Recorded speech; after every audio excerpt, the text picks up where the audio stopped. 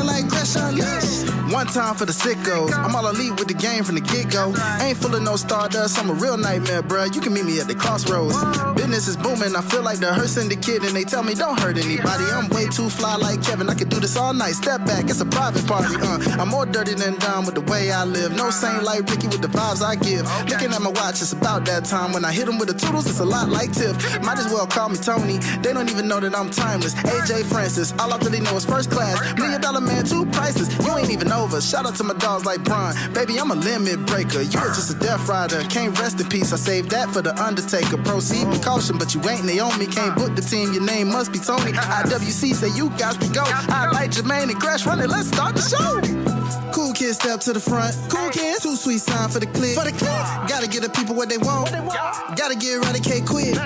Yeah, I'm like Seth with the outfits. Coming in hot, too live on your outlets. Running these streets like the prophets. Thank God for the new day. Can't stop it. Jey Uso with the yeet. Eat, sleep, flex, and repeat. Whole new swag with a price on the tag like Javon on the young OG. Better recognize on the mouthpiece. See the power level gotta increase. Bring your content on the daily. Feeling like Gresham Unleashed. Greetings and salutations, ladies and gentlemen, boys and girls, non-binary pals, baby mamas, baby daddies, and everybody in between. Welcome back to the Gresham Unleashed podcast. This is episode 119 of the show that brings you the good vibes to the best of our abilities. Joining you as always is the voice that does the most, the purveyor of mischief, Gresh. And joining me as always is my guy representing the Suits Your Boys podcast brand, everything in between. He is the giant of the family. What's good with your big homie, big brother Jermaine? What's up, man? How everybody doing on this fine Tuesday afternoon? Everybody in the club getting tipsy. Hey, listen. Every time I hear everybody, that's my brain immediately goes to that song. Hey, man, certain things just happen like that, you know? Facts. Speaking of songs, you peeping this beef between Joey Badass and the entire West Coast? Nope, not at all. I'm not even gonna lie, dog. That's that young nigga shit. I'm not even gonna lie, bro. I'm watching it on Twitter.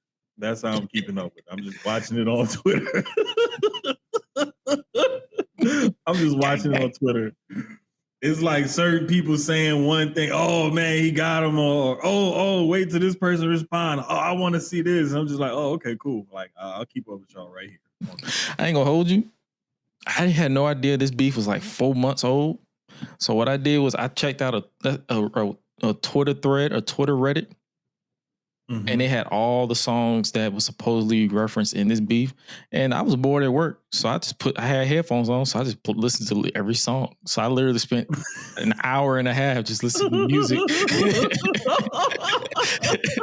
I just spent an hour and a half listening to the beef and hate and slick distance. I'm like, damn, all this hatred is steaming through my body. And I'm like, bro, all I would say is, in my personal opinion, Joey Badass is in the lead. Like, but I know I'm seeing some people saying that can't, because he's calling out. So I'm pretty sure he's some people saying he needs to respond, but knowing that he's not responding. No, and the thing is, man, like he's doing it just to get attention, just to get something going. It to me, it don't even seem like there's a real beef there. It's just like, okay, I'm gonna start calling people out. Like, he's bored. Yeah, and it's like, bro. So he's like, come on, dog. Yeah. He's like, I ain't got nothing but free time, so let's go ahead and lock in right quick and see what I can get. And because that's what he said. He referenced in that song that he did with Big Sean and Ab-Soul, where he was like, yo, I was just throwing it up in the air to see who's gonna bite, and pretty much everybody bit. So that let me know that he wasn't really taking it serious. Yeah, man, listen, like, so I don't like, if I'm a follow a rap beef, and like be invested in it. I want it to have like a meaning, a purpose, an origin story, something, you know, like, and I think that you can't manufacture one out of thin air and think that people are going to get that invested into it.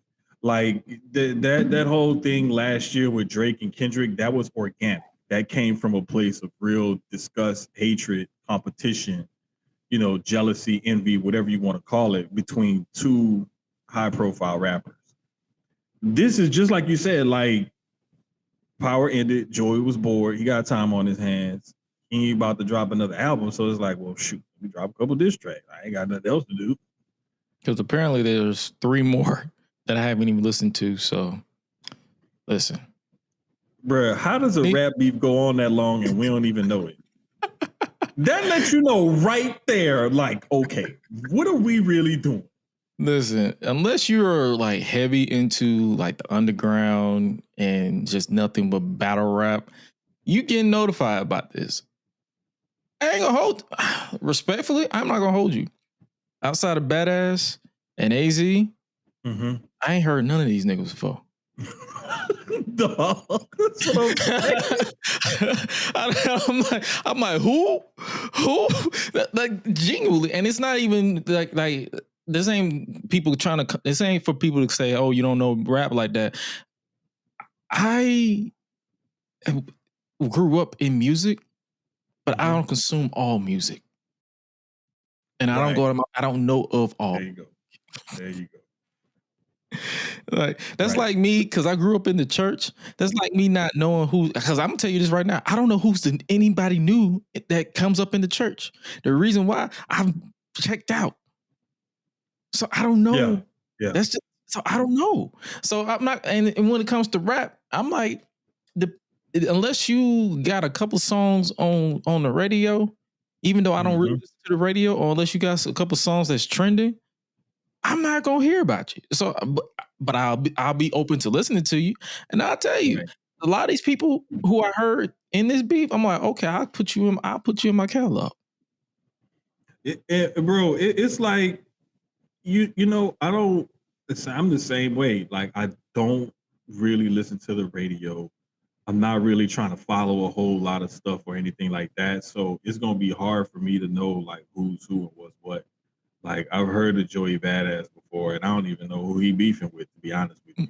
So it's just like it's not something that's, you know, present in mind for somebody like me. Like it sounds like he's beefing with Kendrick.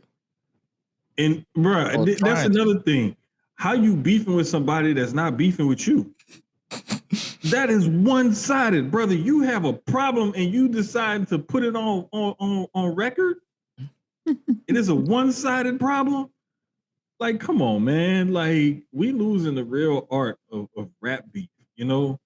Like, I think somebody on Twitter had posted, you know, y'all need to go back and watch Rap Beef Part 1, 2, and 3, and then come holler at me and let me know if this is a real rap beef or something like that. And it wasn't really a get off my lawn moment. It was more or less like if you really think this is a beef, let me show you what beef really is. You know, and to me, that's because there's too much watered down stuff in this generation's music. And it's very simple, it's very dumbed down. It's almost like they make songs to make TikTok dances to, or they make songs to have a catchy hook or a couple bars here or there. And I don't know, like some of it's creative, some of it's catchy, some of it's, you know, a bop or whatever. And then you got some stuff where it's just like, come on, man, you didn't even try. Like put forth some effort into your craft and come back and holler at me then. But I mean, it is what it is. I'm not the target demo, so I can't even. Like, I ain't gonna hold you. Like, okay, cool. Highlight said the beef more fake than the so-called Bow Wow Lil Romeo beef was back in the day. See, that beef was more so the fans putting them niggas against each other. Yeah. Like when you think about it, because they was like, oh, Bow Wow is Lil Bow Wow, so Romeo was Lil Romeo. So when Bow Wow dropped the little, Romeo dropped the little. When Bow Wow got into acting, Romeo got into acting. They was always picking and choosing. They were just, you could tell they was like, it felt That's what I got manufactured. from it. Like the beef felt manufactured. Was there probably some animosity? Probably. I mean, it's the business, rap business. Like everybody ain't rainbows and butterflies with each other. But at the same time, most of the stuff you could tell was dragged on. Running on Twitch said Joey Badass got back up in the East Coast. He got Kai Cass, CJ Fly, and somebody else. I forgot their name among aiming shots at Ray Vaughn, Daylight, and Kendrick Lamar. Listen, respectfully, I have no idea who the fuck Kai Cash is. I heard CJ Fly on this diss track. He got a nice flow to him. I think you're probably talking about was it Soul? Probably Soul. Probably. Vaughn, I love his flow. Light, love his flow as well, and you already know I like that. So, hey man, I'm cool with it if they shoot if it's giving y'all good music, but don't be surprised if I don't keep up after tomorrow, because I'm gonna listen to those last 3 diss tracks that y'all said they dropped. So, yeah, man, I have a short attention span, bro. Let me tell you, like. There's just sometimes where you just have to call it a day and be like, you know what, I got an issue with this person or something like that. Like, if you really was about that life, about that business, this would have taken on a much more profitable form for all involved. It just seems like this was something that was almost manufactured out of thin air, and it was very one-sided. And then other people decided, you know what, I'm going to jump in it because I don't appreciate what he's saying or what he's doing. And it's like some other people decided to jump in because it's like, well, I'm not going to let y'all, team up on a gang like that. And it's like, do y'all really have a problem with each other? Or y'all just trying to put out music and everything? And I think a little bit of both. Shout out to Eve from Black Announce Table. He was like, whatever happened to us getting summer anthems and the summer bops and stuff instead of, mid-ass rap beef songs. I'm just saying. Like, Kendrick found a way to give us both last year. So did Drake. Like, they found a way to give us both. They found a way to genuinely beef with each other and give us some good songs to listen to. So it's like, and then Kendrick got some that's still getting, played and everything to this day. Mustard got a damn endorsement deal out of all of this. That's a real rap beat. Like when you get people where they taking on top of Super Bowl. Yo, bro, come on, bro. Like, that's a rap beat. When 50 Cent like hated Ja Rule and everything he stood for, that was a rap beat. He still hate him and everything he stands for. Exactly. To this day. When you had T.I. and Lil Flip, that was a rap beef. Yeah. Those are rap. Jay-Z and Nas, rap beef. I will go back further, but I can't remember all of them because I'm that old. But I do remember like guys like Big Daddy Kane and KRS-One and Dr. Dre, Eazy-E. Yeah, that was a real beef. You know what I'm saying? Like, come on, man. We've seen real rap beefs. And this is just something to pass the time. Music.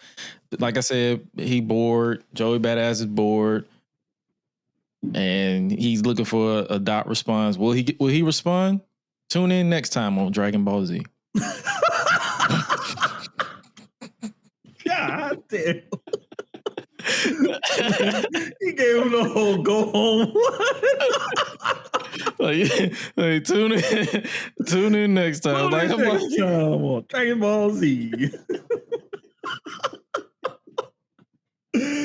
Hey man, that is like the perfect like little cliffhanger when like you just ready to like, all right, let's put on this shit. So we can one last thing before we because I found this because we might as well talk about both of them are prominent. Would you and shout out to Corey on Twitter, Corey Hayes on Twitter. Are you taking a Penta chop or a Gunther chop? Penta. You sure? Hell yeah. The Penta. You sure? Easy. Because go through about my height, my size, or whatever, right? And I see how big my hands are. Yeah. And I look at somebody like Penta, he's a smaller dude, he got smaller hands. Like, it would take up less surface area to mark that's going to be on my chest, regardless of whose chop I take. So Penta, because he's a smaller guy with smaller hands, it may not hurt as bad and it won't leave as big of a mark. I'm taking Penta. Listen, I'm taking retirement. No, you gotta take one. You cannot ain't no way you getting out of it. You gotta take one. Because I saw your tweet earlier and I was like, nah, I'm pressing this on the pod tonight. Listen. About to wiggle out of this. I listened to Gunther. He said the worst chop he's ever received was from Penta. Yeah. So I'm going with Gunther. Because if Penta's chop is worse than Gunther, I would rather just take the brunt of Gunther and then dap up Penta afterwards. Like, yeah, what up, homie? Say, bro, listen, I've seen Penta deliver some nasty chops before. I mean, some nasty chops before. But I don't think I've ever seen Penta make a man's chest bleed. Yeah. And like I said, me and Gunther probably, who knows? Because like I've seen him next to people that I've seen in real life. So I might be a little bit taller than him or whatever. We probably close to the same size. I did lose a little weight. I've been keeping it under 230, so I'm proud of myself. But nah, man, that I wouldn't want. I just put like if I put my hand over my chest. And I look at that and I'm like, okay, like let's take somebody like 5'8" and put their hand here. Okay, you know what? Yeah, I'll take the 5'8" hand instead of the 6'5". I wouldn't always base it off of height though, because some people be short with big ass hands. Listen, all I know is I don't want my chest to bleed. I'm pretty sure your chest gonna bleed regardless. I think I will live. Penta, when he chops, he does not keep that glove on. No, and see, here's the other thing. Sometimes he does, sometimes he doesn't. So that also, I may have a shot if he keeps the glove on. If it's before he does the glove slap and the toss and everything, I got a shot. Listen, brother. But I feel like I need you to listen to a compilation of Penta chops and a compilation of Gunther chops and compare them and get right back to me next week to see if your stance remains the same, because I feel like Penta's is probably worse in some way, shape, or form. I don't know why. I know they're both horrible. Like this is a battle of horrible and bullshit. So yeah. So it's like I don't know, man. But yeah, this is like, do you want to get shot and bleed out or stab? Like either way, you gonna bleed. You gonna bleed out. You gonna bleed out. You just gotta pick which way do you want to bleed is out. In your future, regardless. It's just depending on which gun you want to take. You want the gun or the knife? Like, look, give me this one instead of the other one. Like that's choose your weapon. That's basically what it is. Yes, choose your fight. Either way, death by chop or death by chop.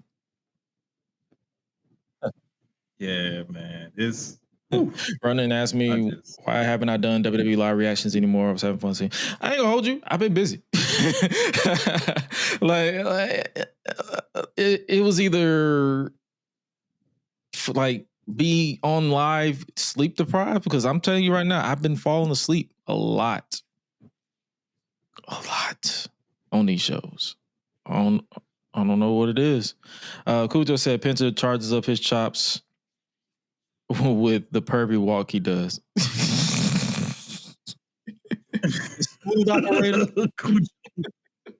Stupid, man. I said, would you rather shoot Russell, Kurt Angle, or Shelton Benjamin? Which version of Kurt Angle are we talking? I'm gonna pick Shelton Benjamin.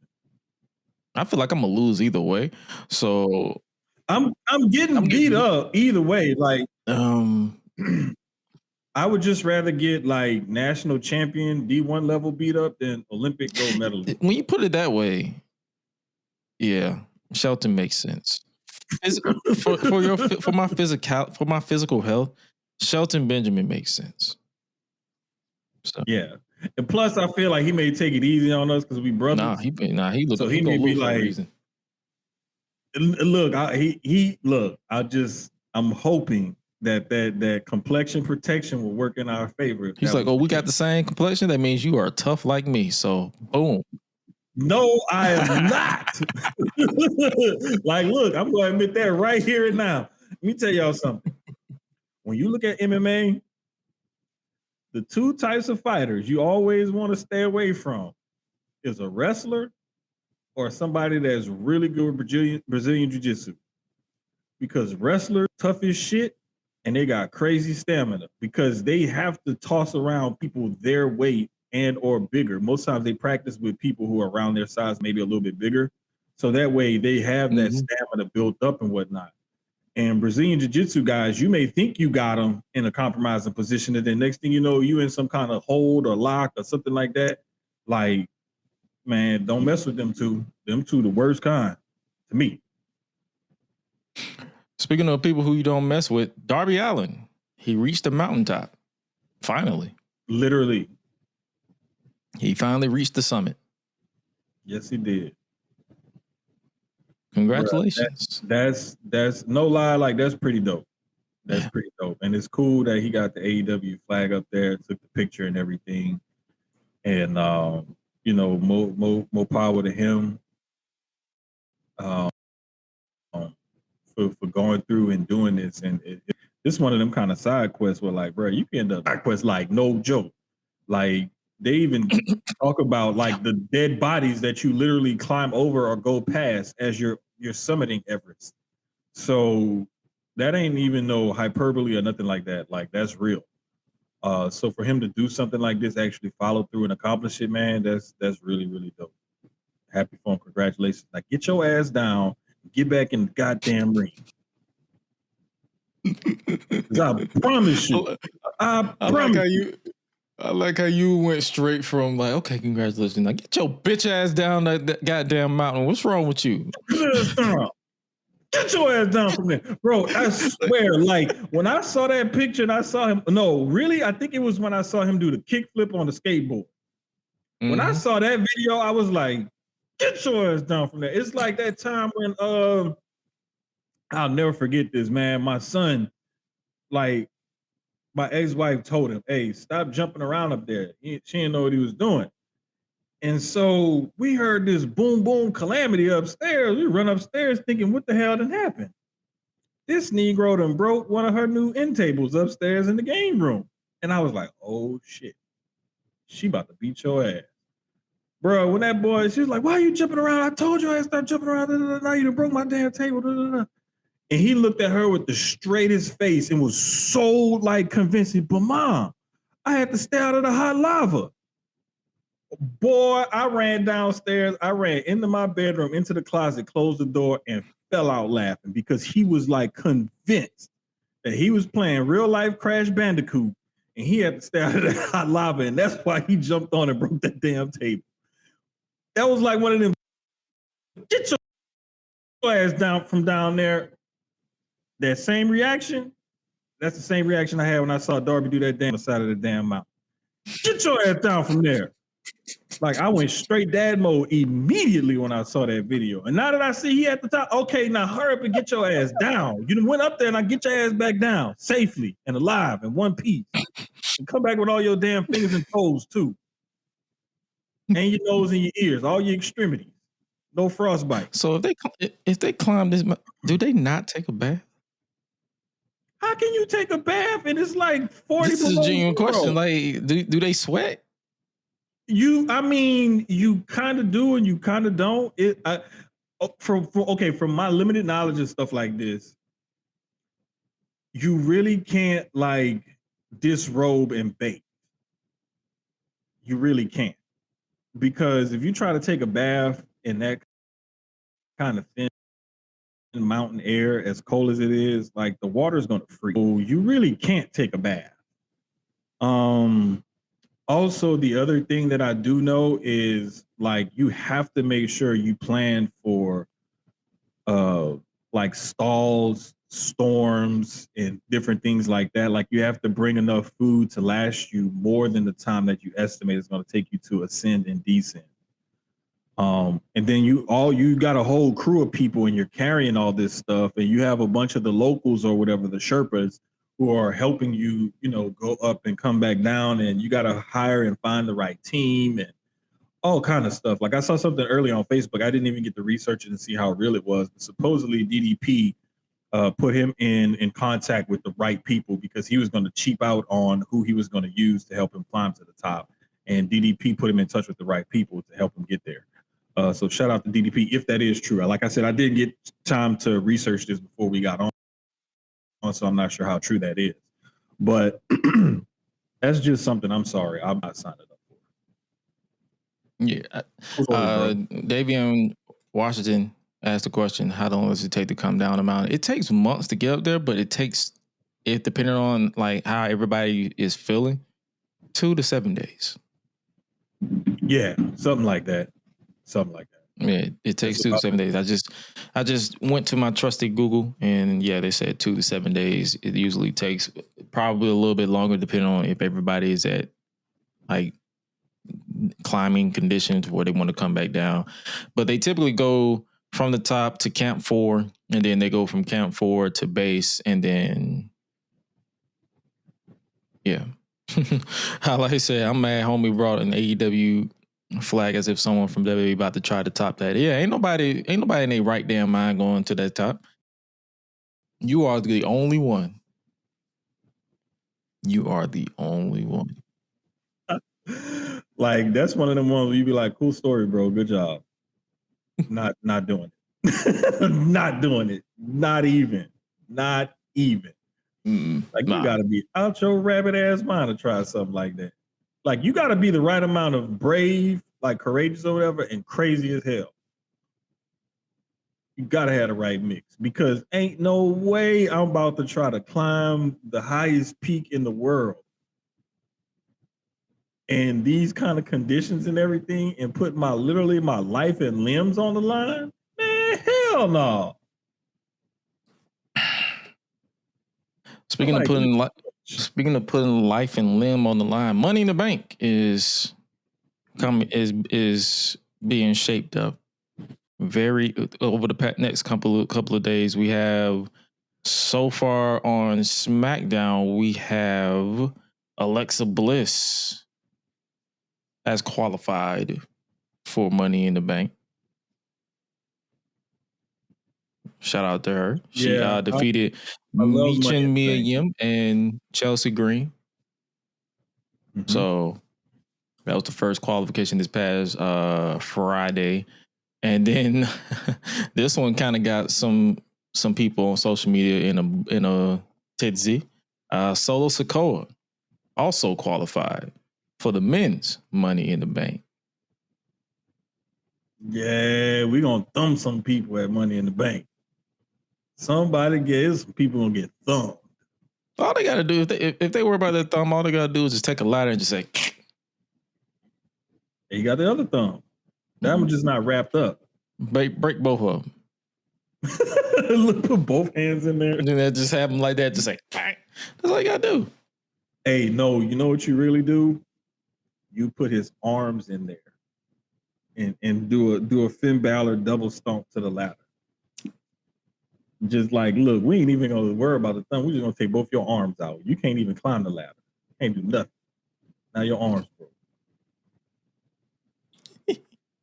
Let me stop because see, I'm starting to get evil. Because then I was thinking about like if you really want to do him in, you take his hands and put him in between the stairs and then stomp on the stairs. Damn. But that would break his hands, both of his hands, and a lot of bones in his hands. Because them stairs weigh like close to like 100 pounds or something like that. I think somebody said like stairs ain't light, and they are actual real like metal. You can tell from when they get thrown around. Speaking of pounds, Tiffany Stratton retained her women's title against Nia Jax, and what a lot of people claim was one of the best matches in recent memory. WWE is dubbing it as an instant classic. I disagree. I wouldn't say it's an instant classic. That's one term that I would never just throw around. It was definitely a great match. Did you peep this one? Yeah, bro, that was a dope ass match. Like that was one that I haven't rewatched yet because I want to give it a little bit of time before I go back and rewatch it. But that's one that I want to go back and rewatch and see if I feel the same way as some people do. And I know a lot of the times you can be prisoner of the moment and say like, "Hey, it was a really good match," and it was one of the best matches ever. It was an instant classic. And it's like, will it stand the test of time? Is this one of those matches like the Shelton Benjamin Shawn Michaels match on Raw, or the John Cena Shawn Michaels match on Raw, or I believe Brock Lesnar and Kurt Angle had like an Iron Man match one time on SmackDown. Yep, still love that one. Yeah, like there's certain ones that you can just recall sometimes off the top of your head, or maybe with a little bit of research, behind it. But there's certain matches that happen on SmackDown or on Raw that you say, oh, you know what, this was a underrated, like really good match, one of the instant classics that we've seen. But I always want to give it a little bit of breathing room and kind of go back and watch it. But I mean, it was a really good match. Just off of first rip, watching it and not going back and rewatching it, that was a really good match. So it told the story. There was a lot of kickouts and stuff like that. Like, it was a good match. And shout out to Nia for getting busted open the hard way with that chair. She had it backwards. She had the protected side towards Tiffany instead of the other way. Mm-hmm. So she got all of that. Yep.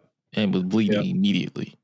I believe it was the same kind of way, or it wasn't the same way. It was similarly to when, if you remember when Shawn Spears was in AEW, he hit Cody with the chair.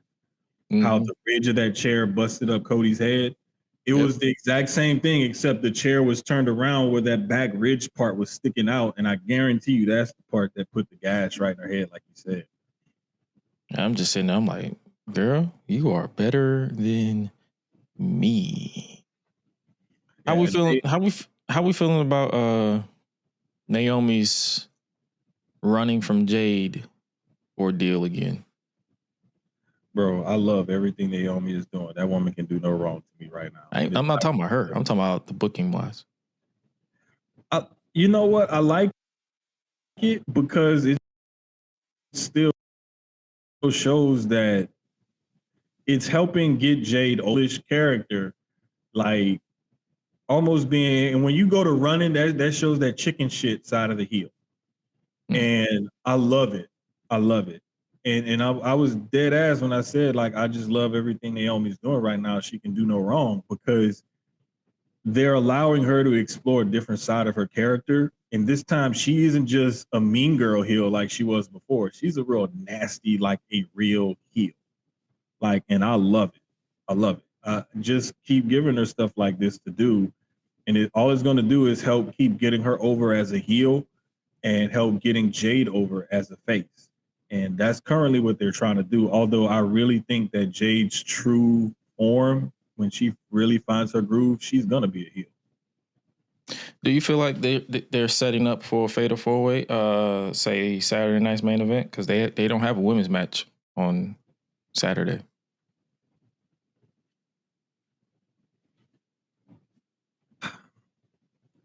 I wouldn't mind it.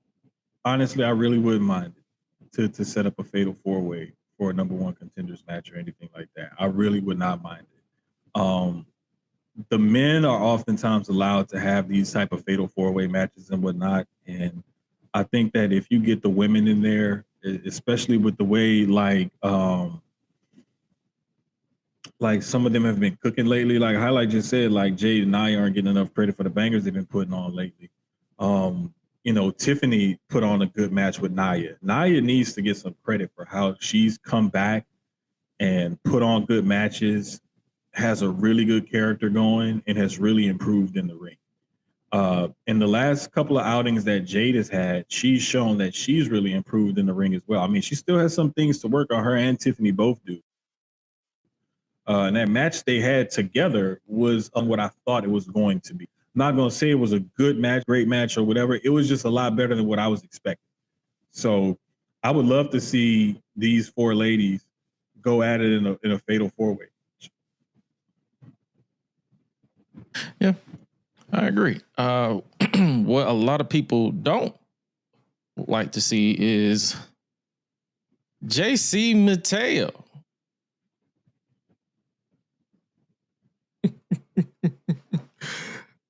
Jeff Cobb is no longer Jeff Cobb. He is now JC Mateo. He I swear, he sounds like he's a member of a 90s boy band that's on the reunion tour. And he done got a little fat, a little chubby or whatever. He like, but similarly. Let's say if one's big like Bobby Brown, but Bobby still does the New Edition moves and dance steps, that's JC Mateo.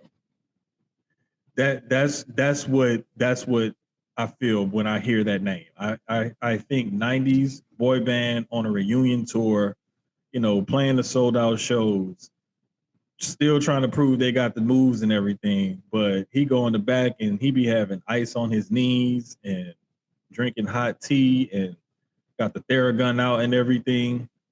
Like, look at that look on his face. Look, see, that's that look when you try to hit that move that you hit back in 99, 2000, 2001 on that tour because that album was double platinum. And now you trying to do it and you're in your 40s and it ain't really working for you. And you start to feel that tendonitis killing you. Like, yeah, brother. Yeah, I know that look. Trust me, I know that look. Look, if I'm in the kitchen doing too much, I get that same look on my face.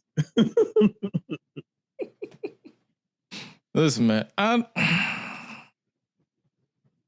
don't hate it. It just sounds weird. But I do question the fact that they had him wrestling in his jeans. What the hell happened to? Look, you could change his name to JC Mateo, whatever you want, and he could tear up your heart and everything else, and he could miss the dance steps and forget the moves and everything else. But I'd be damned. Why y'all got him wrestling out there look like he just came from picking up the kids in the pickup line at school or something? Like, bruh looked like he was like at home changing the spark plugs and was like, oh shit, I forgot I gotta go pick up the kids. Yeah.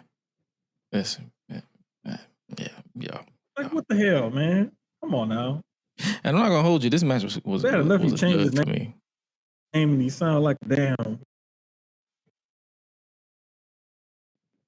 You got him looking like a dad in the school pickup line. Like, he really looks like a member of a 90s boy band now. Like, all the way.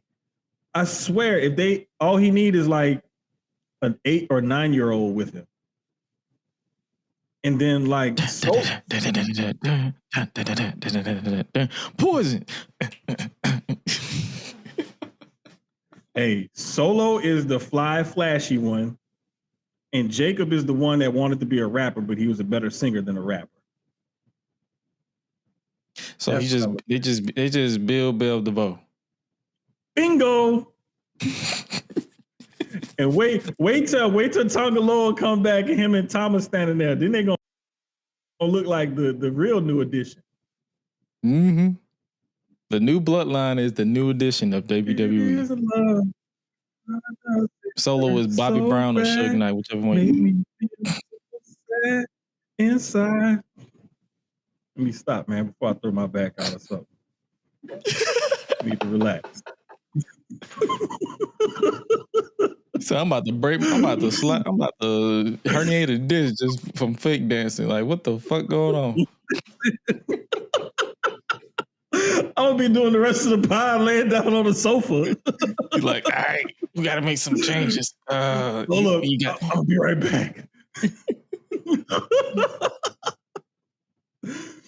Nah, man, but I really need him to work on that finisher though, because when he's done it in Lucha Underground, it sounded and looked and was much smoother. It sounded crazy. But when he did it Friday night on SmackDown, I was like, what happened? like I know LA Knight's a bigger dude, but it's like, God dang, bro. Like, why it looks so like slow to the Samoan Spice Boy?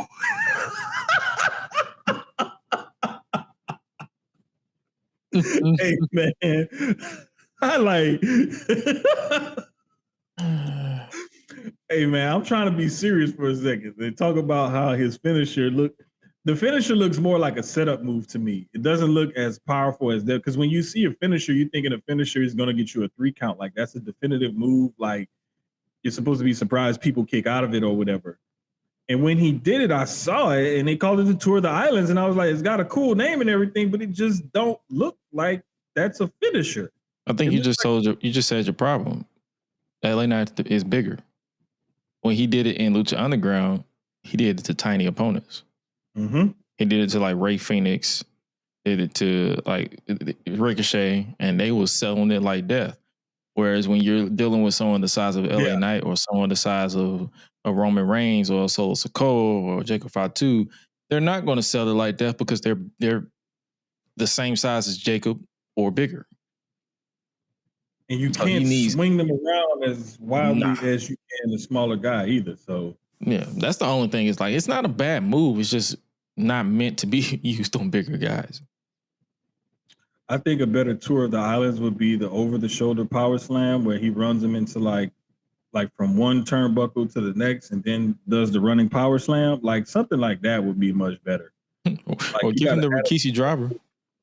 Something. I mean, you got to give him something better than that, because like if that's going to be the move, it has to look more fluid and has to look more devastating, and it just doesn't. But I'm sure they'll figure something out. Yeah. Speaking of figuring out, I'm pretty sure we're getting this feud sooner or later. Solo Sikoa and Jacob Fatu, because Solo wanted Jacob to say "I love you" like he used to, and Jacob just like he wanted to take this man's head clean off.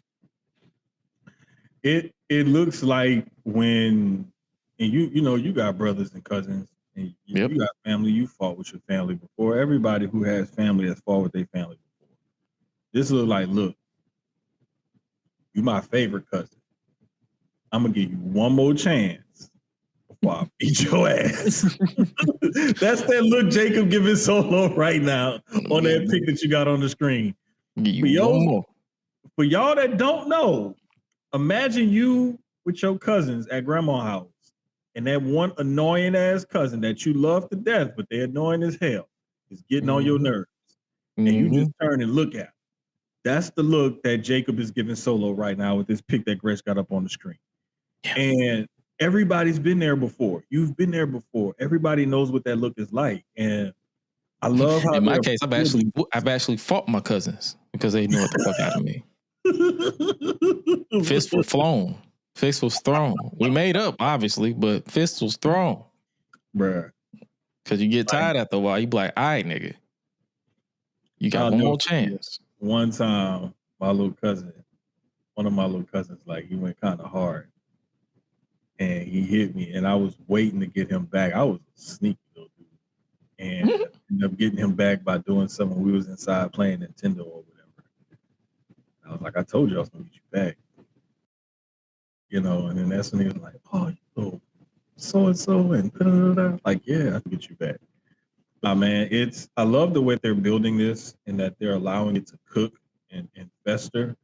So that way we get that actual moment when the turn does happen and when Jacob has finally had enough, and they're probably going to, turn him more towards the face side of things because he's getting loud pops and cheers and everything from the crowd. They're literally, we're chanting Fatu, Fatu, Fatu at the pay-per-view.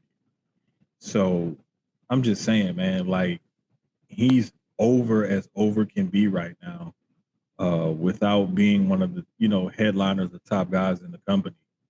So I would say let him ride it out, like let this play out. And I mean, if they string it out to SummerSlam, they could probably do that, but the chances are it may not make it to SummerSlam. I think we'll probably see this at Money in the Bank or something, but it's looking like it's ready to boil over. And I think they're going to wait till like they figure out what they're gonna do with JC Mateo or Tamatonga or Tongalo or whatever. Like I think or maybe even Bronson Reed might be close to coming back, hopefully. But I would just love to see how they're gonna play it out.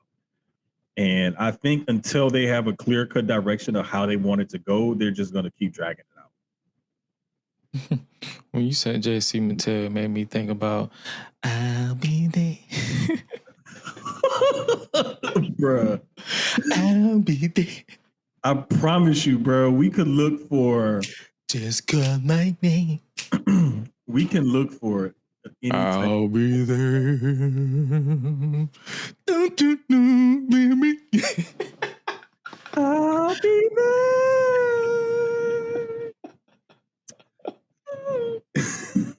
Just call my name. I'll be there. Boy, I almost washed my whole setup. Don't you know, baby?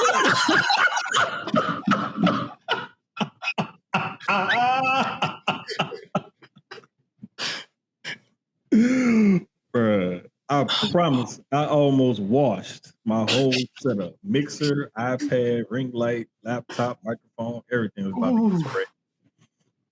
Oh boy. I almost lost my lunch, my dinner. Hey, relax, dog. Relax.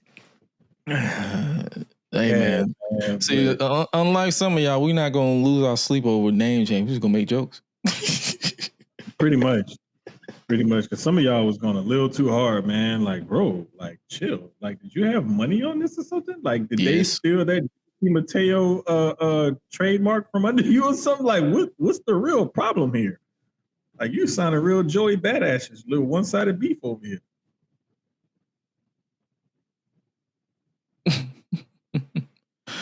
Oh man, but what isn't one-sided beef is what happened on Raw, and that is more Money in the Bank qualifying matches, and that is Rhea Ripley and Roxanne Perez have qualified for Money in the Bank. How are we feeling about this field thus far? We got former world champion, obviously one of the main attractions, so obviously she's gonna be in the match. Mm-hmm. Alexa Bliss in her first, I guess you could say this is her first pay-per-view match back since the Royal Rumble. And Roxanne Perez, who's officially a part of Monday Night Raw now. She's no longer NXT. She's no longer the long-standing senior citizen, senior classmate in NXT. She's actually on the main roster now. How are we feeling about this thus far? I think they're going to raise the briefcase and they're going to actually use probably a 10-foot ladder now. Because at first, when it was just Roxanne and Alexa, I was like, they're going to use a 6-foot ladder and lower the briefcase. This looked like you said, it looked like We LC with Alexa and Roxanne at first. And I was like, hey, do not disrespect Torito and Hornswoggle like that. But I get what you're saying. Like, it's like that line from that gift from the movie, like, he's out of line, but he's right. He's right. Oh, that's the black, the Falcon and the Winter Soldier. It's one of them damn Marvel movies. I can't remember which one it's from, but yeah, Captain America, Black Captain America. He said that, but I mean, it was the truth. And then we get Rhea Ripley put in. It's like, oh, okay, so we're gonna have average ladder, average height of the briefcase now.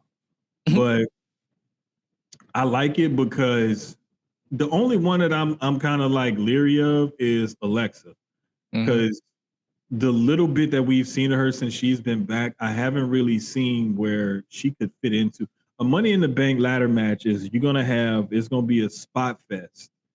Yeah. Because you're gonna tell some of a story in the build up to grabbing the briefcase, and you're gonna have those almost moments and everything. But where does she fit into this type of match? Because it's a very difficult, very physical, hard type of match where it looked like these people going to need at least 2 weeks off once they finish competing. And the women always try to upstage and outdo the men. So, like, I remember last year when Chelsea Green took that bump from off the top of the ladder through those tables. Like, bro, we talking about, and then like I've seen some of the women do some of the slams into the ladder using it as a brace between the table and the ring and the announcer's table in the ring. Like, we've seen these ladies go hard in these Money in the Bank matches. I just don't see where Alexa fits into that whole mold. Yeah. I mean, the last few Money in the Bank live matches she's been in, she didn't really do too much.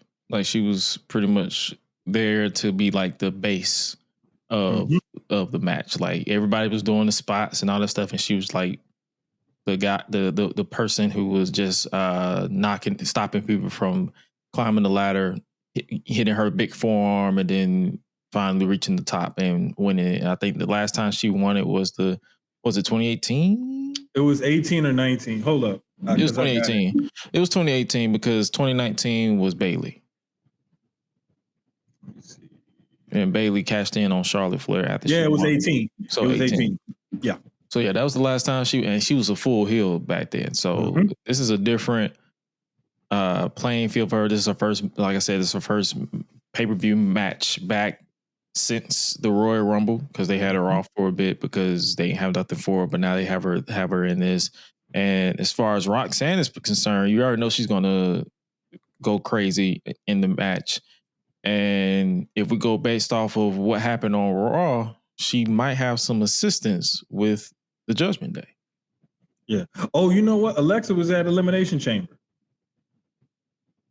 She was in the chamber. I remember because the thing that made me remember is her face when Jade was beating up on Naomi. She was in that. And the fact that she looked like she was going to win at one point, and people were pissed. And then when Bianca finally won, they were like, oh, okay, cool. Because I remember people were going to be pissed if Alexa came back, jumped into the chamber, and then won the match. Like, yeah. They would be pissed regardless. Like, I don't give a fuck about these niggas. Niggas are extra annoying. Also, we had an unfortunate injury on Raw because it was supposed to be Rhea, Kyrie, the returning Kyrie Zane, and Zoe Stark. And unfortunately, Zoe, I'm not finna show the injury, obviously, but Zoe hit her missile drop kick from one side of the ring to the other, and her right leg went one way, her body went the other. Bro, I really hate that for her. Like, and I know some people have issues with her, some of her statements and political stances, whatever, but you don't have to like a person personally to not wish them, a terrible injury like that. Like, just be a decent human being and be like, hey, damn, that's messed up, or don't even say anything at all. But I met her in Detroit, SummerSlam 23. It was myself highlight, and we was MJ. We was we was there, and I think it was they just threw her and Shinsuke in like the photo op, and she was extremely sweet. And it's like she could have been like, all right, get this picture and let's keep it pushing. But now she took the time and was just genuinely nice to everybody and big smiles and all that stuff. So yeah, I would never wish an injury or any type of or laugh at somebody's injury, because one, they put their bodies on the line to entertain us in any type of contact sport. You shouldn't wish that. And like, the only way I would say, even then, I would like side eye you if you did. The only way I would ignore you talking ill on someone is if they are flat out abusive, or they've done like straight up unforgivable acts. Right. But just for someone who having a different opinion of you, that it's like just kill it. Like, yeah, it's not worth all that, man. And like, she's an extremely talented wrestler, and I was hoping like they would give her more shine when they cut Shayna and they decided to keep her. Yeah. And I mean, like, I love watching her wrestle. I love her in the ring, and I love when she was down at NXT and everything. And it's hard because it was almost like, man, she was doing it because the timing between her and Kyrie to take the move was kind of off.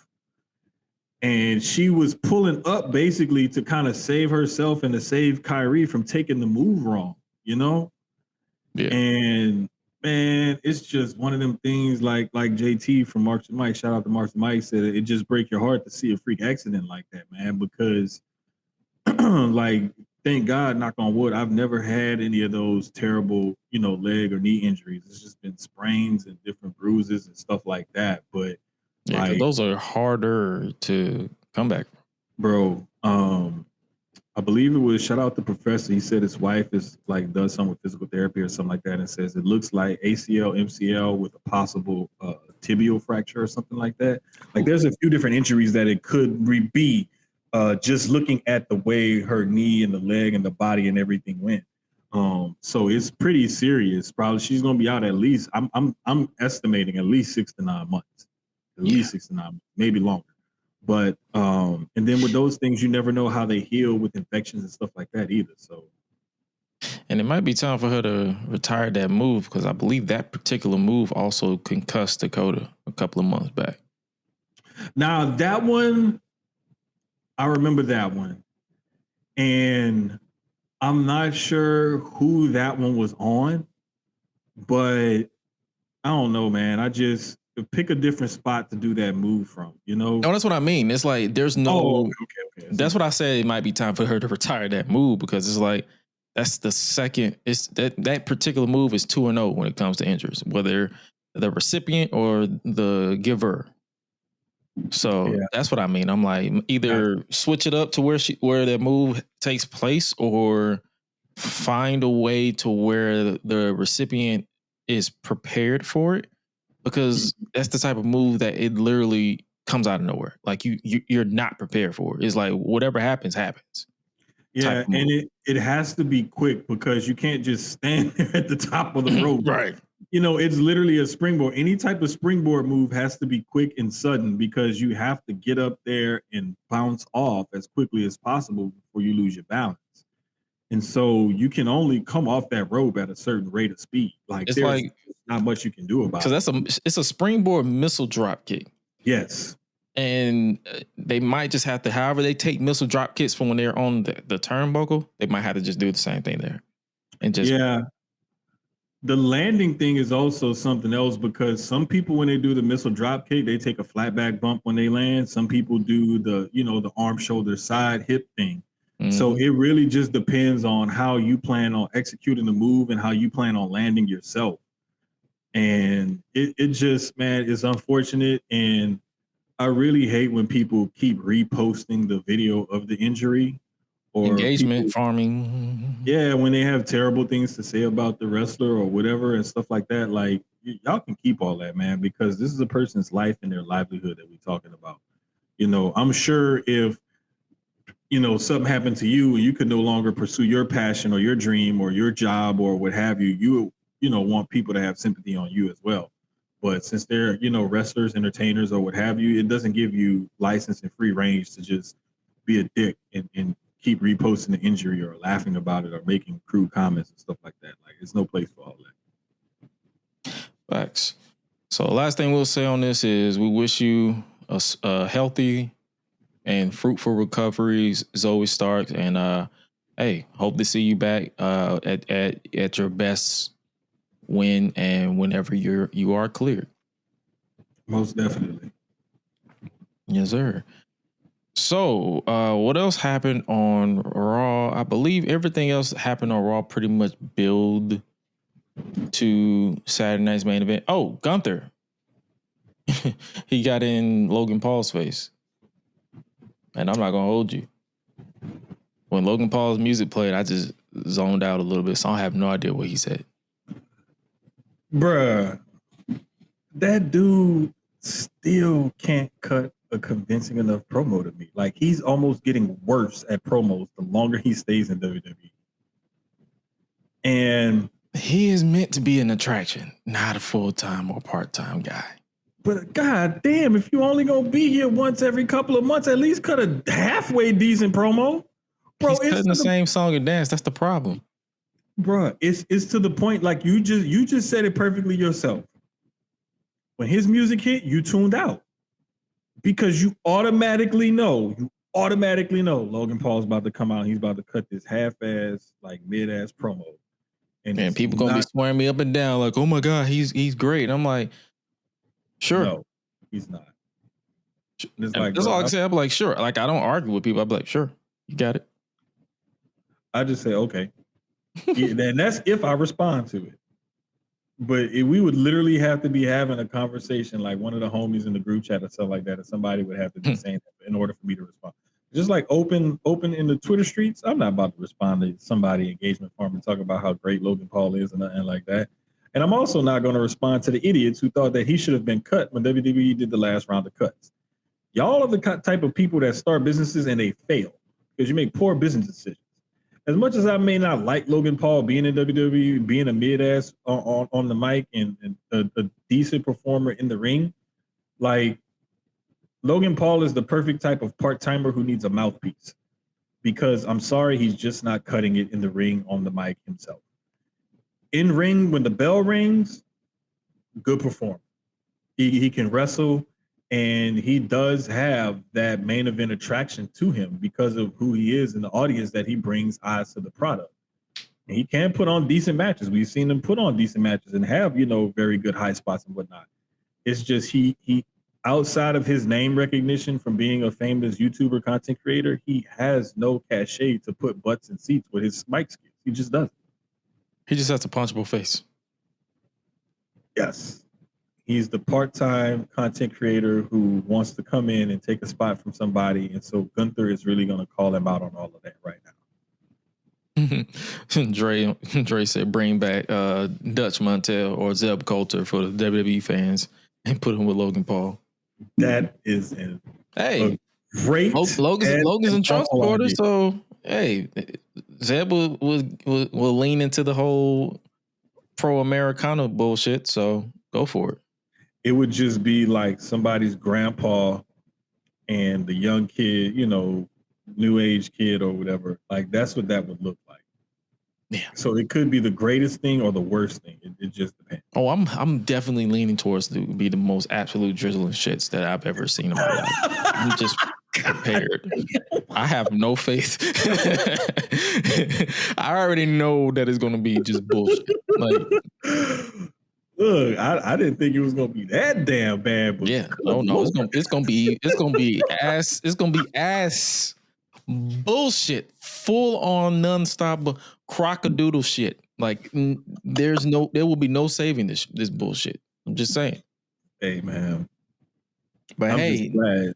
But how personal feelings aside, we know why Logan Paul is here. You don't have to keep telling us up and down why he's here. We know he's here because he brings eyes to the product. We know he's here because people love to boo him. But that's what people need to understand. Just because you feel some type of way about something doesn't mean you can force your way on us. That's the reason why a lot of people, and I hate to bring this up too, that's the reason why a lot of people look down on certain religions because they try to force their beliefs on you instead of having a healthy disagreement and say, hey, this sucks. I don't believe in this. I don't want to see this anymore. But no, you're wrong to feel this way. What? It's an opinion. Everybody has a right to them. And despite what you may think, opinions are like buttholes. Everyone has one, and sometimes they stink. It just is what it is. It's nothing you can do about it. You can't change people's minds the way they feel about something. That's a person's personal opinion. You can't state an opinion and make it a fact. That's just something that people need to stop doing. And the more and more people try to state their opinions and pass them off as fact, the more and more we're going to keep having frustrating arguments and the type of engagement farming conversations that happen on social media. Yep. And speaking of engagements and farming or all this responsibility, I ain't even talk about what Gunther said because he basically said, I'm going to whoop your ass on June 9th, whether you want to lose or whatever. But speaking of them, we got Roxanne Perez giving out dry ass chicken nuggets and may or may not be sanitized apples to Carlito. Hey, listen, shout out to Lovely. I know she was in the comments earlier, but she put out a tweet that and I wholeheartedly agree with this. That she says that Roxanne fits in better with Judgment Day than Liv does, and she does. Just looking at this picture, you can tell the dynamic of how things are going to go. Dom, Carlito, and JD are looking at Finn. Roxanne is looking at Dom. And Raquel. what's her name? Raquel is looking at Roxanne. Like, Mm-hmm. bitch, what you doing here? Now, let me point out one other thing real quick. People are talking about the nuggets that she gave Dom, right? Mm-hmm. Yeah, Dre, we know Roxanne is a much more fluid wrestler. Liv is a lot better than people give her credit for, and I will say that. Yeah. She's also another one of the ladies or wrestlers, I'll just say wrestler, that's put in the work and gotten a lot better in the ring over time. So ease up on that. But Roxanne gave Dom the same exact nuggets that Liv gave to him. The only difference was she put them in a gift box and Liv put them on a surfing tray. Those are the exact same Tyson frozen chicken nuggets that you can buy at Sam's, and it's like a 4 or 5 pound bag of chicken nuggets for like $20. That's the same chicken nuggets that they used to serve in school and everything else. So people who talking about, oh, she gave him them regular old nuggets or she gave him them frozen nuggets. Go back when Dom was sitting there after Liv gave him that tray of nuggets. That's the same damn chicken nuggets. And the funniest part about all of this is that they gave him nuggets and not tendies because he likes tendies. Mm-hmm. That's her first mistake. Bingo. He's a chicken tender slut, not a chicken nugget slut.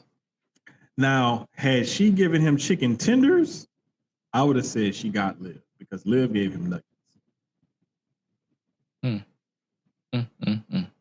Tyson does make frozen chicken tenders. They're more expensive, but they do make them.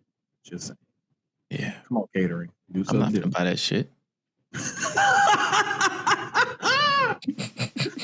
Bro, matter of fact, I gotta put this chicken. As soon as we get done, I'm gonna put the marinade on and put it in the fridge because I was defrosting. That remind me, why she give him chicken nuggets in a box that you get from JCPenney when you wrapping clothes up?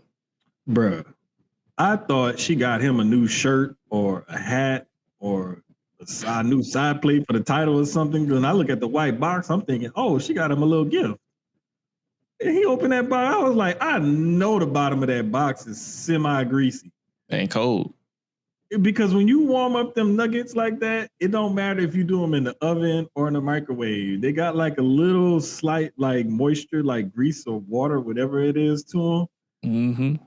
And I know damn well that shit soaked through the bottom of that because that box, if that box gets 2 drops of water on it, the whole box about to fall apart.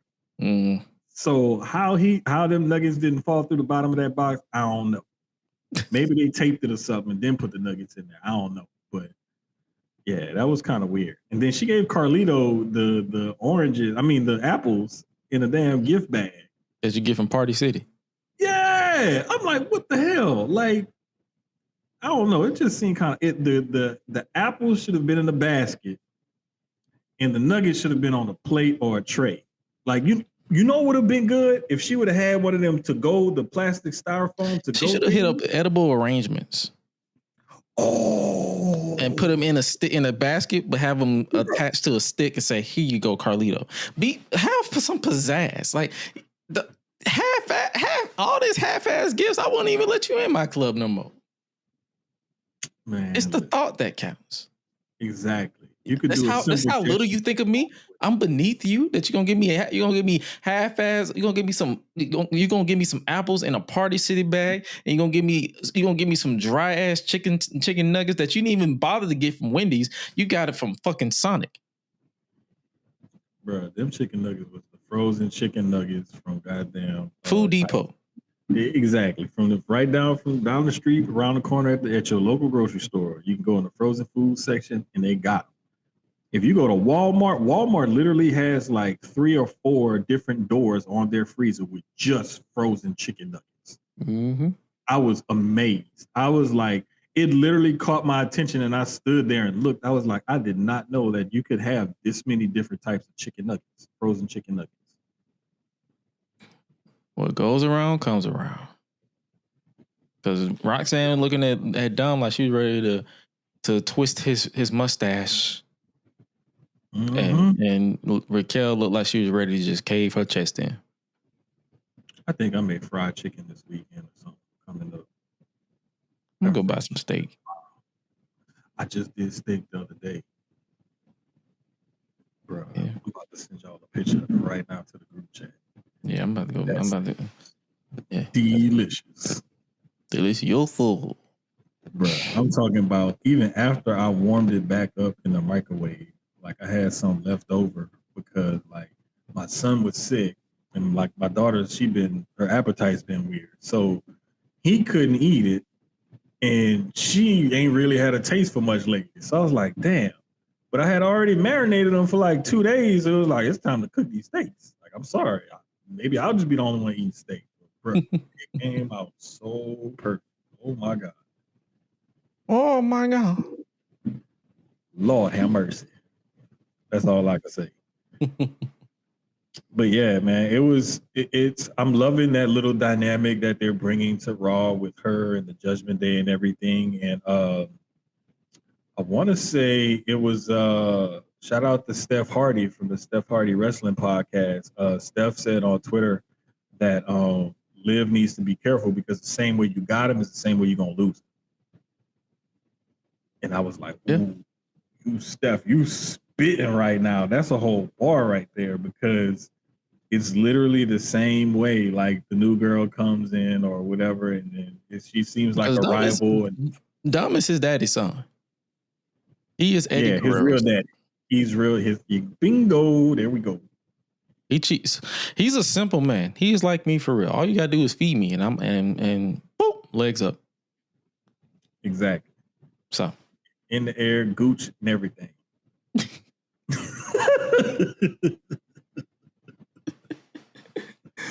All right. Moving on to this weekend in wrestling. I'm just gonna tell y'all this right now. We're not even going to cover Battleground this weekend because I forgot.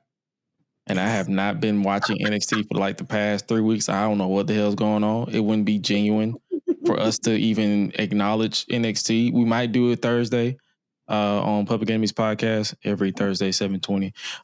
But for this episode, we're gonna stick to Saturday night's main event because that goes down this Saturday, and we're gonna stick to AEW Double Nothing, and that goes down this Sunday. Both at, I believe, at 8 Eastern Standard Time. So, hey, man. Yeah. Huge weekend for wrestling.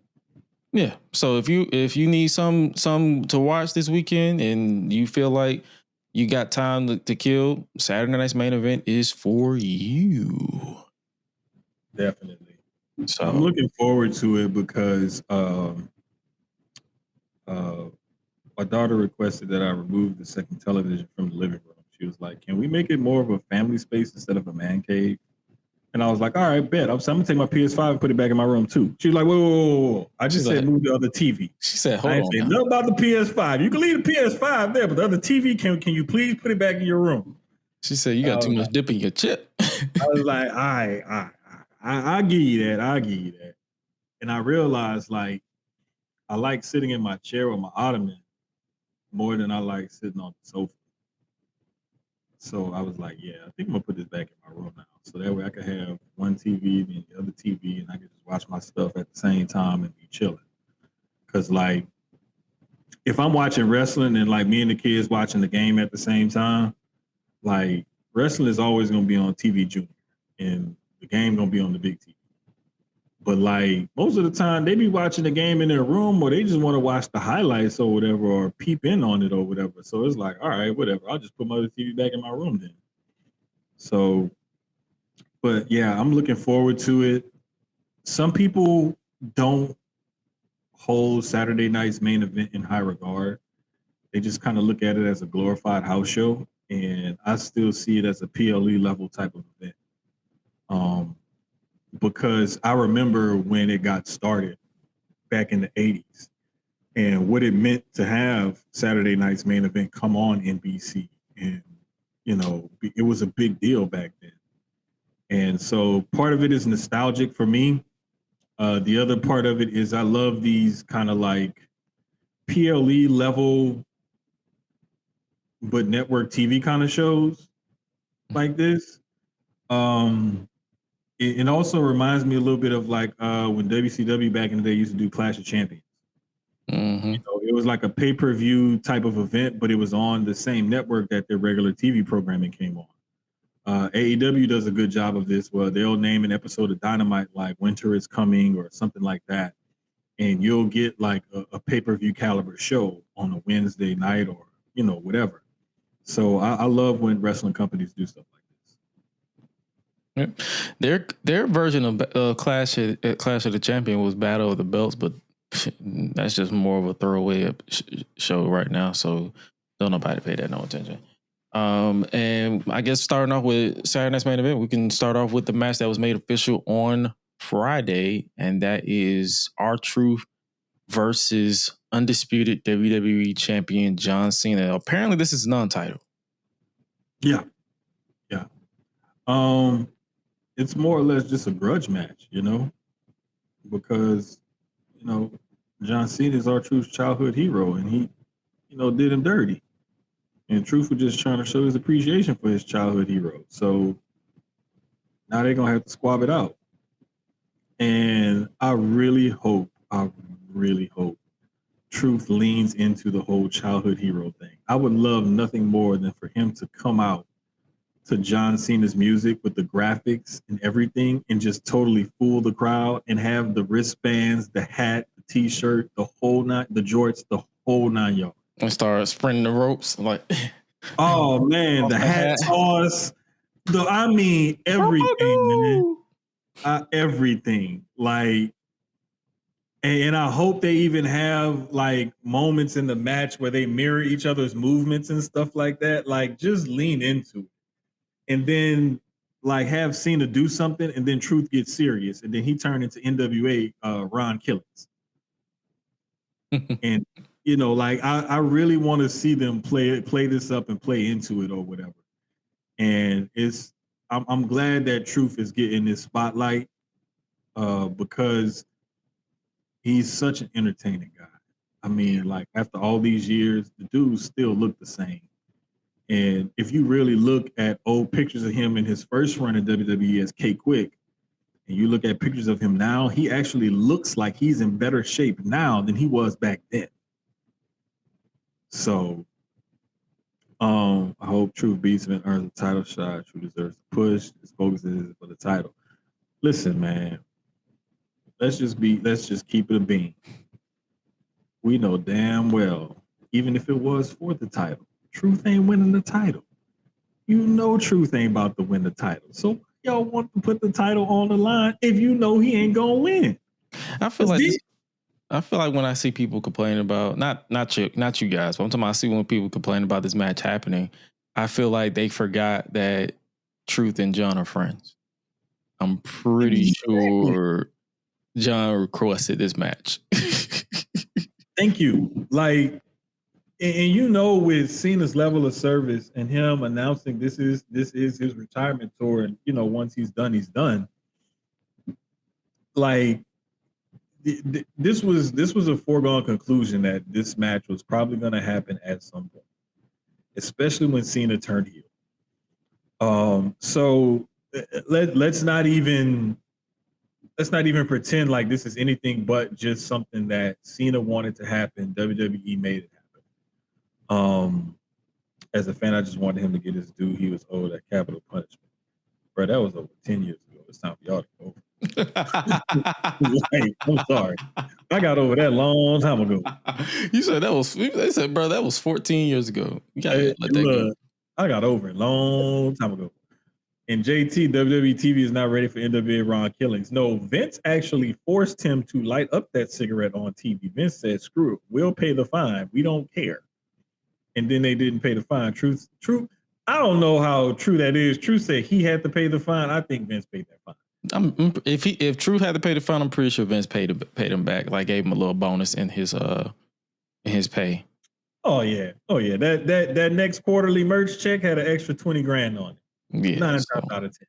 But nah, man, I love the fact that they're giving Truth this spotlight. And even though we heard, let me feel how I feel as a fan. Y'all know, like, see, this is the problem with doing like sports for so long and then getting into wrestling content is like sometimes I can't turn off the sports analytical like logic to it. And then I put that into wrestling and I have to like juggle those two brains that I have on my one head. But anyway, I love that Truth is getting this spotlight for real. We heard that this won't main event Saturday night's main event. Nope. But I think that they'll give him at least 10 to 12 minutes of a decent match.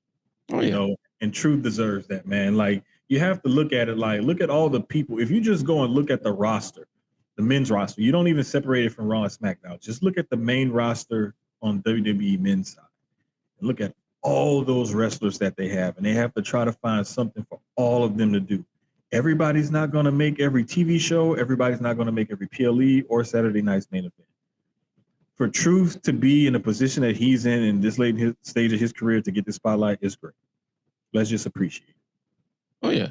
Like one thing about me, you will never see me complaining about a black man getting a headline match. So it's R-Truth, and it's one of my guys in R-Truth. Please. Fact. But what is main eventing is Jey Uso defending the World Heavyweight Championship against the guy we just mentioned, Logan Paul. Logan Paul is almost the perfect candidate to be in a spot like this because he makes it believable enough that he might win, but he won't win. Because the story down the line, the bigger match down the line would be another Jey Uso Gunther match. Even though a Logan Paul Gunther match would be exciting, you don't want to change the title this quick and take that momentum off of Jey Uso. So I love the fact that, you know, Logan has built this up with the sneak attacks and whatnot, to build this up to be something that everybody's looking into. And that, you know, people do see, you know, world title potential in Logan Paul because it would be like he's a star and he can bring the belt all these different places, blah, blah, blah, blah, blah. He can perform in the ring. But let's be honest, this isn't the spot for Logan Paul to win his world title. Because even if you want to hot potato it or get it off of Jey to put it back on Gunther or to put it on Seth or whoever, this ain't the spot for it. You know, about a month or so after Mania, Jey has his big moment and then you take the title right off of him to put it on to somebody else. Like, it just doesn't feel like it's the right moment for that at all. If he do that, that's a repeat of them putting the title on Triple H in 2002 and then putting it right on Hogan the next month. Bruh, like some of the nonsensical booking back then and some of the Attitude Era was famous for the title hot potatoing back and forth. But that's because they were really trying to like draw people in and keep things interesting. Now you have a built-in audience and everything. So I just want to see them like have longer title reigns more than just, you know, the couple of weeks or the month title reign. And it's similar to what they were doing with the women's title in the late 2010s. Like Sasha would win it and then lose it like 3 weeks later. And then Charlotte would have it for like a few months and then she would lose it and then get it right back. Like I hate when they do that because it doesn't allow you to get invested in that person as a champion. Facts. Oh no, trust me, I agree. You already know where I stand on this. Like, I'm like, this is the same song and dance with Logan to me. Like, they're gonna have a solid to passable match to where Logan does his stuff, Jake does his thing with the yeeting and all this stuff, and then it's gonna come down to basically Logan's gonna try to cheat because he always tries to cheat with the brass knuckles, and then Jay's gonna thwart it, spear, super kick, splash, 1, 2, 3. Pretty much. I would love to see Logan get caught up in like fooling around with his drone and then hop off the top rope and catch like either a super kick or a spear. I would love to see a spot like that. I think that there's a spot like that in his and Jay's moveset where they can do like super kick, spear, or something like that combo, catching Logan, and have one of those really like, oh wow, holy shit moments in this match. So, but I think that they're gonna put on a good match because Logan can do some stuff athletically that a lot of people can't. Oh, yeah. And he's a lot taller, rangier guy than most people realize. And so to see a guy, his height do some of the athletic moves that he does is pretty impressive. And Jay's like a 20-year vet, so he knows how to handle himself in and around the ring. So I think it's going to be a good match. They'll probably give them a good 15, close to 20 minutes maybe to cook. I mean, that's another thing too. Is like I said last week and the week before, Jay is better in the explosive matches, and this is going to be an explosive match. It's not going to be the methodical Roman Reigns, slow build storytelling. It's like it's going to be boom, boom, boom, boom, and that's where he shines. So yeah, that's what I'm saying. I'm gonna give it credit. This is going to be a fun match, but as far as like anything that'll surprise me. Nah, it's going to be a LOL Logan match. Oh, definitely. I'm with you all the way on that one. And like you said a few weeks ago, when you talked about him being, this is a better matchup for him than the Gunther match is. I'd be interested to see once this match is over next week, how we feel about Jay's Saturday night's main event match against Logan versus his WrestleMania match against Gunther. Oh yeah, I'll definitely put that in the mental note to write down for next week for sure. Next match we have is pretty much, I guess you could say, enemy of my enemy is my friend, and that is Sami Zayn teaming up with CM Punk to take on Seth Rollins and Braun Dirty Ass Tan Breaker. Braun, I know Black Eye Dominican Poppy Breaker.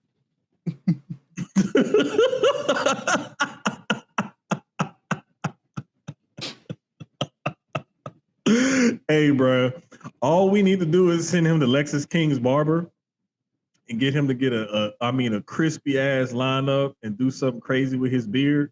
That's what he did. That's why his beard is the way it is. He went to that same barber. That's the reason why his beard is the way it is. Promise, dog. Like, ooh, man, he would be, bro. All he would need is like one of them shirts with the 4 pockets on it or whatever, the little designs, the button up, and some linen shorts and some sandals. Man, I know Black or Dominican Poppy. Nah, but I think this is gonna be a pretty cool match to watch and get into and whatnot. You got some really good wrestlers in Seth, Punk, and Sammy, and then you got the up and coming young bull and Braun Breaker. I think Seth and Braun go over on this one. It's probably going to be some shenanigans some Heyman does or says or gets involved with or whatever. Or it may even be like some miscommunication thing between Punk and Sammy or something like that or whatever. But I think Seth and Braun are going over on this one. Like I said last week, they're not losing. Like, a part of me, it's like a little annoying bug that's saying something's going to happen with Sammy, but at the same time, I don't expect anything to happen with Sammy. I just feel like there's probably going to be like a miscommunication and like an accidental hit, and then that's how they win. But not a full on like Sammy turns to join them type thing. Like, you're not finna rearrange my guts and then have me joining you.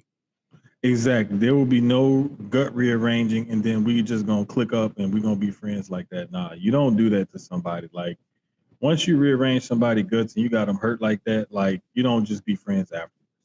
Like, there's a certain time period that has to take place after the guts have been rearranged before you can join them. Yeah, like a dinner and a movie or some shit. Like, take me to go see Thunderbolts.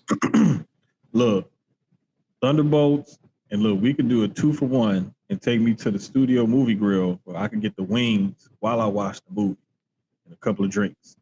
Mm-hmm. You can take me for a walk afterwards around the lake. Like And maybe I'll think about being nice to you. Exactly. But I definitely need the wings and everything while we watch the movie. And a Bud Light because I'm trying to wash my feet. Yeah. Give me some cranberry juice if they got it. I gotta make sure my insides are very well good. And speaking of insides, Drew McIntyre and Damian Priest will be inside of a steel cage this time. Bruh. I feel like they should bring back the classic cage for this. The blue cage? Yeah. Bruh. That's just me though. Bruh. Let me tell you something, bruh. What is it? 5-6-year-old Jermaine?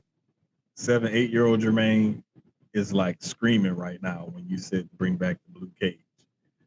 Like, bruh, I remember when you saw that blue ass cage, like that meant something. Like it was like, oh, this is a cage match, bruh. This is a cage match.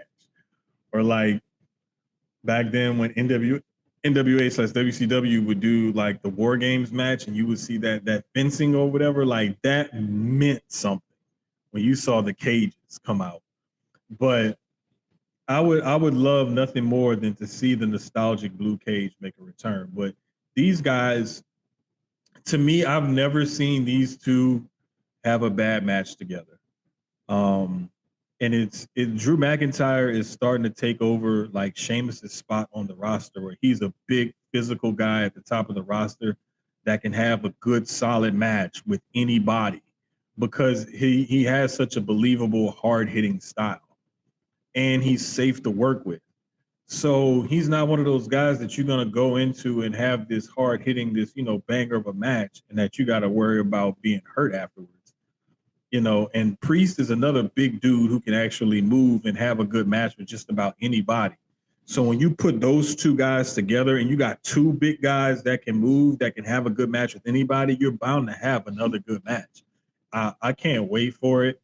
I know that WWE actually TNA came out with their thing with the excessive bloodletting and things like that in matches. But lately, WWE has been, getting more into it and letting people, draw some color, as they put it. I'm not sure if you do it on Saturday night's main event, but I wouldn't mind seeing, maybe a little color here or there, a slight blade job, not a big one. Definitely don't want anybody bust open the hard way like what happened with Drew in the cage in the Hell in a Cell with Punk at Bad Blood. But I mean, if it happens, it happens. But I want to see a good physical, hard-hitting match. I think we're going to get that. In other words, I don't want to hear y'all talking about all this work rate and how guys are on the ring and moonsaults. I don't care about any of that. You heard?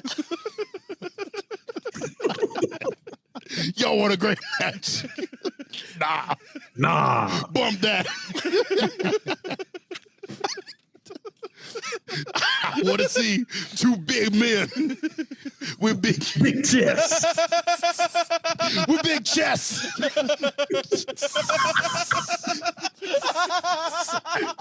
And big muscles. Bumping meat.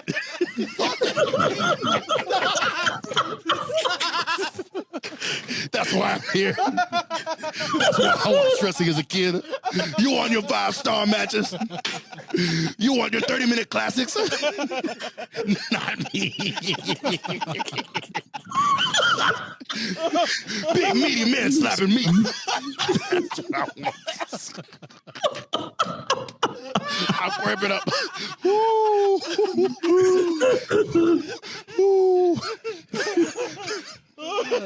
Well, that's one question down. Here we go. Hey, man, like that is like one of the best sound bites. I miss that they don't have their podcast anymore, man, because that was one of the more entertaining wrestling-based pods that I've seen or heard in a very, very long time. And you can tell that they tried to format it and it's just like, you know what, fuck it. It always starts off with a topic or something, and then it just devolves into this like But it doesn't devolve into something that's not entertaining and it's just a tangent. It devolves into something that's wildly entertaining. Mm-hmm.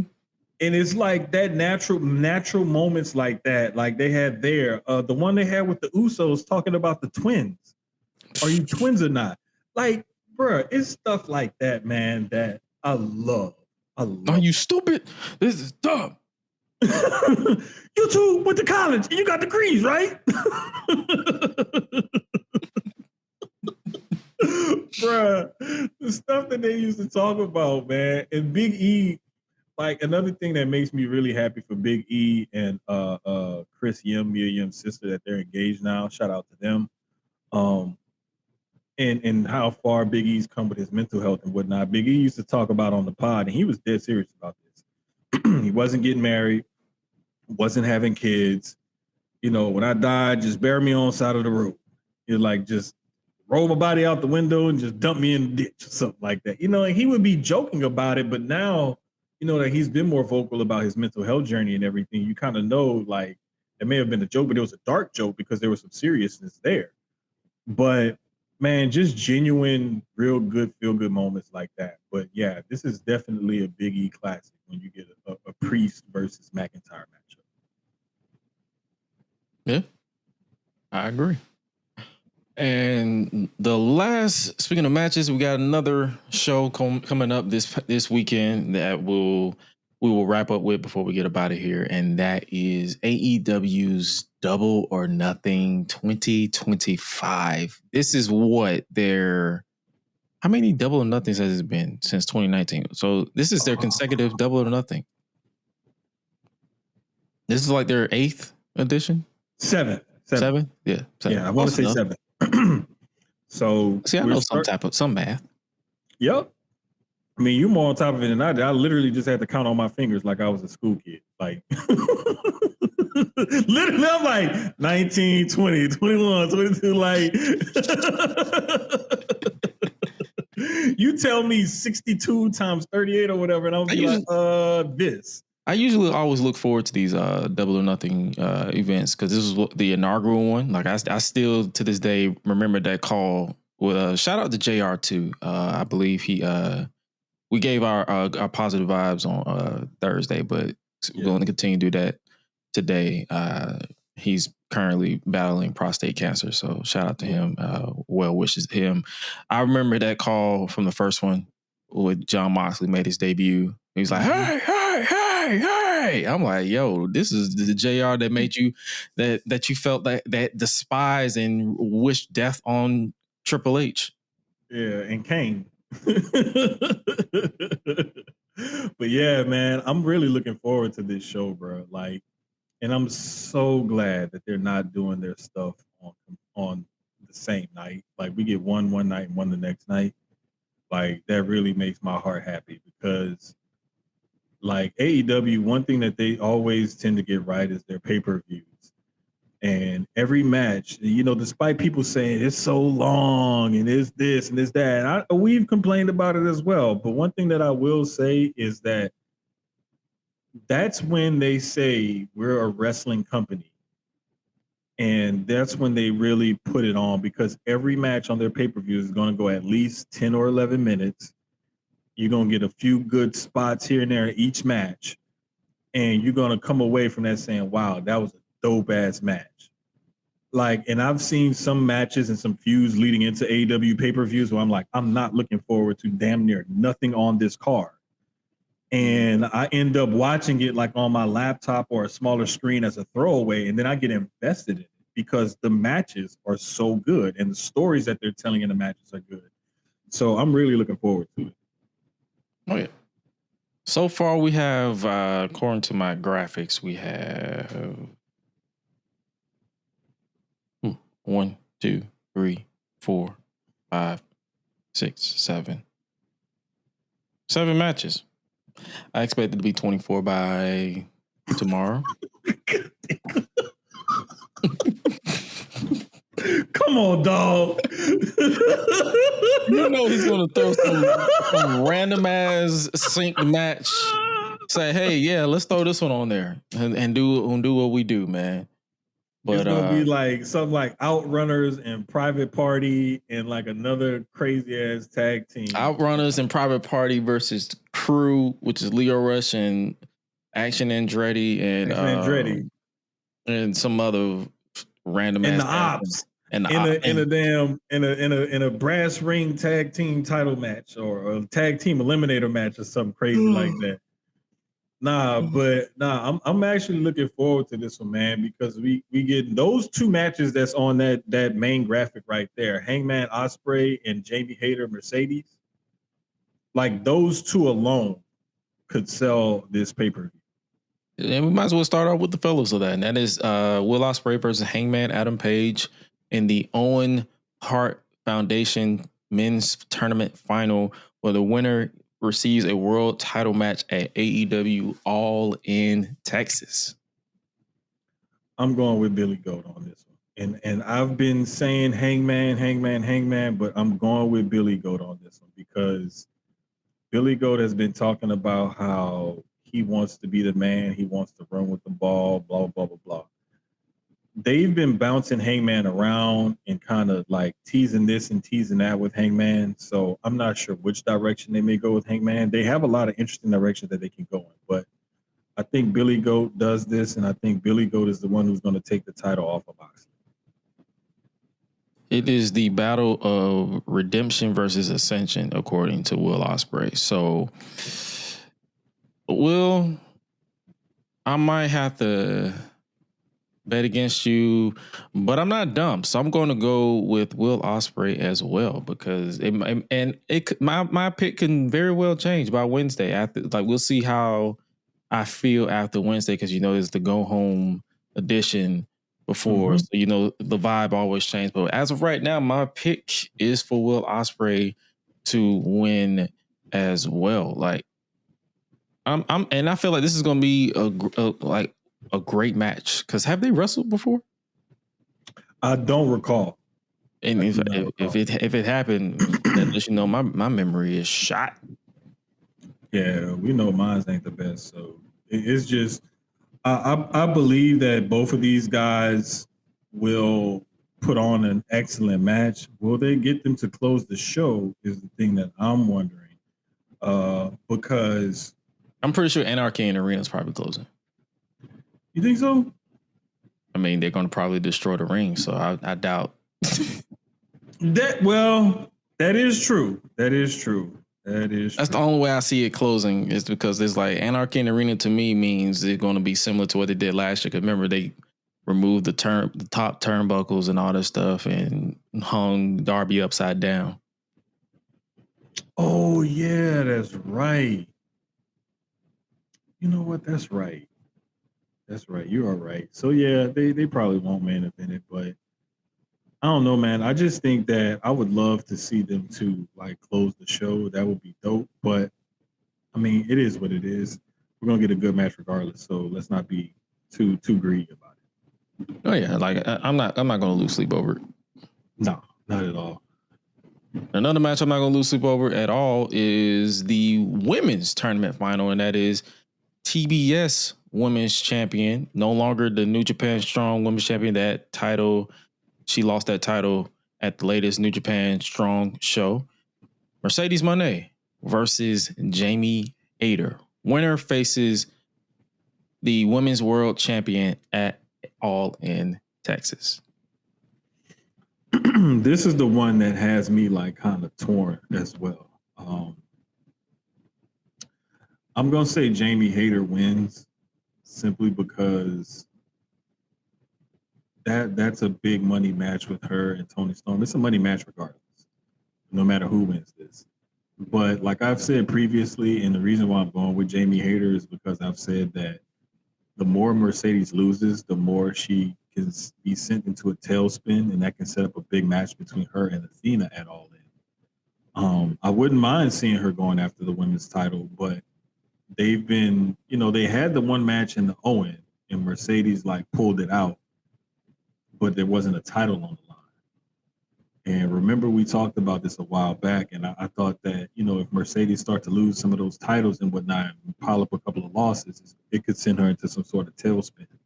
So that's why I could see something like this happen, and I could see Athena actually like kind of costing her, but not getting physically involved, just as a distraction, and then she drops the ball and loses, and Jamie Hayter goes on to win. Like I could see something like that happening, but and then there's still time in between Double or Nothing and All In to add a third or maybe even a fourth woman to that title match. So who's to say that they won't, redo that storyline? But I think Hayter takes the win and moves on to All In versus Tony Storm. My only counter would be, it's like, I haven't really seen any like subtle notion that Athena would cost Mercedes. Because remember when I said, when I predicted this, I was like, Athena might cost her Mercedes the title, especially as payback for basically grabbing the tights during their match during the tournament. And I'm like, man, that would set AEW up All In for 2 matches: Mercedes and Athena for the TBS title, Jamie and Tony for the women's world title. However, I just don't see, like, part of me is just have this gut feeling that I don't mind being wrong. I don't see Mercedes losing. So I'm gonna have to go with Mercedes on this one. And I wouldn't mind seeing her go to All In and be a double champion. Or I wouldn't even mind seeing her, decide I'm going to vacate the TBS title because I know I'm going to win the world title at All In or something like that. And then for All In, they have the finals of the TBS women's tournament to set up another big match on a women's match on All In. Like there's either way, I like seeing a match like this on a pay-per-view that has some meaning to it where they could go in either direction and have great matches and great storylines to tell. That's what I love about the storytelling of professional wrestling. And when it's done right like this, you can't really predict who's going to win the match because either way they go, you're getting something great. So I'm just looking forward to the match because Mercedes has gotten back in her bag as far as putting on really good quality matches and stuff like that. And Jamie Hayter's, when she's come back from injury, she's had a few matches to get her ring legs back under her. So I think those ladies are going to put on a really good, entertaining match. I just can't wait to see how it turns out. Thanks. The next 2 matches I guess we can breeze through because I still don't understand why they're here. But hey, it's going to be fun. Stretcher match is going to be Ricochet versus Mark Briscoe. I see Ricochet coming out on top on that one. Yeah, the reason why I say I'm watching the show and I'm like, okay, this is a collision match to me. I'm like, this would be fun for a TV show. But I mean, it's a pay-per-view. They get a pay-per-view pay. Hey, do y'all thing. I'm not losing sleep over it. Like I said, it'll be a fun match to have for whatever. And then do y'all thing. And another match that they also just announced as well, it'll be Nigel McGuinness teaming up with Daniel Garcia. This pretty much was a collision feud. If you watch Collision, you understand where this feud is coming from. If you don't, hey, this has been built on Collision. FTR with Stokely will battle Nigel McGuinness and Daniel Garcia. FTR are taking this. Yeah, they're building this ruthless here. They are the living legend killers, if you will. They're not losing on their first pay-per-view since turning heel. No, heck no. And Stokely's with him too, so like I'm all for it because I love and I'm glad Stokely is back on TV, man. I really miss Stokely being on TV. Yeah, I was like, we're about to send out a search party. Like I was like, wait, is he sick or something? Like, did something happen to my boy? Like, I know he had some mental health issues and stuff like that when he left WWE, and I was just like, I hope the nigga all right. Right. Well, as soon as I saw him pop back up, I was like, yes. Love me some Stokely happening. And speaking of someone who also said yes when finding out her opponent, Toni Storm, timeless Toni Storm, will face Mina Shirakawa, for the AEW Women's World Championship. This will be a fun match. Do you feel like this would be set up for the return of Mariah May, or she's gone? Yes, I think it will. I think it will, and I would love nothing more for her to get involved in something with Mina Shirakawa. kind of help put Mina over on her way out the door if she really is out the door. But I could definitely see her returning and costing Mina or something like that. Not wanting to help Tony, but wanting to hurt Mina, and that's setting up a feud for them. Or But I continuing do. the feud because they did set up a feud and Mariah won. Oh, you're right. You're right. Sure did, because she attacked her on the stage. You're right. You're right. But yeah, I could see something like that happening. But the Tony Storm's definitely winning this match because she's not losing that title for all. Oh no. Like will it be a nice little pop over the moment? Sure, but she's not losing. No. And I feel like this iteration of Timeless has been the most entertaining I've seen in a long time. And this is for someone who was a fan of the original Carnation when she was a heel turning into a babyface. Mm-hmm. Bro, she has been, one of the best characters in wrestling, period. And especially, like you said, over this last run.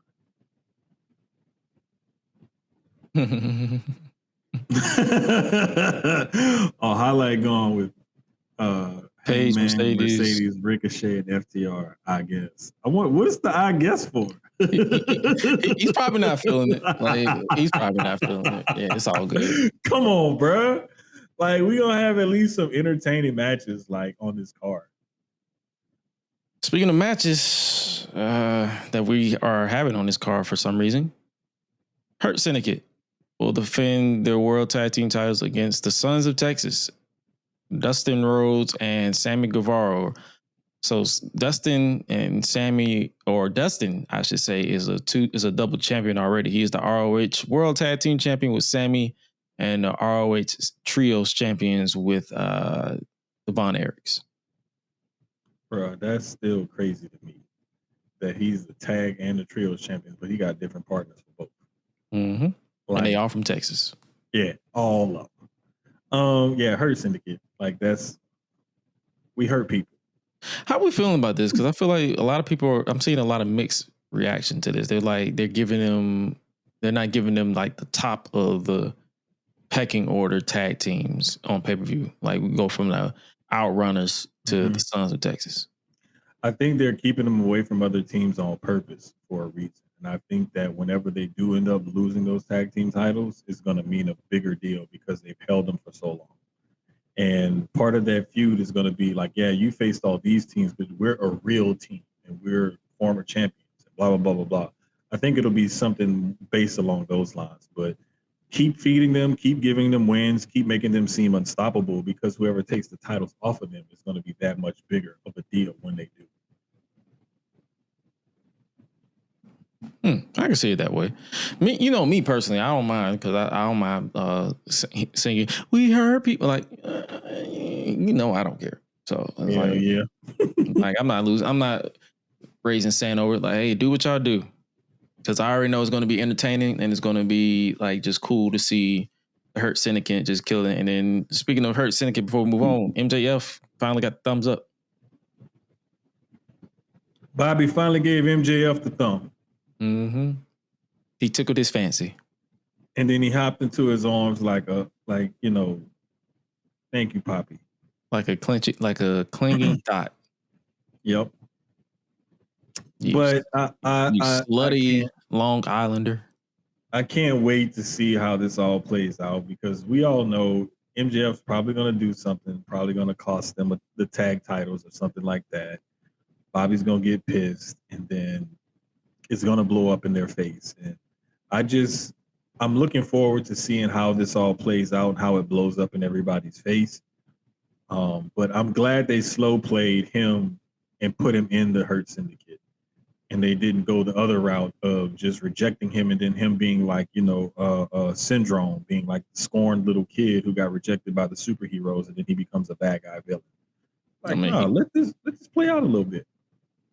Because I believe next week it'll be the official contract signing for MJF to be in the Hurt Syndicate. So basically, that'll be going down tomorrow in Albuquerque. So hey, that's gonna be good.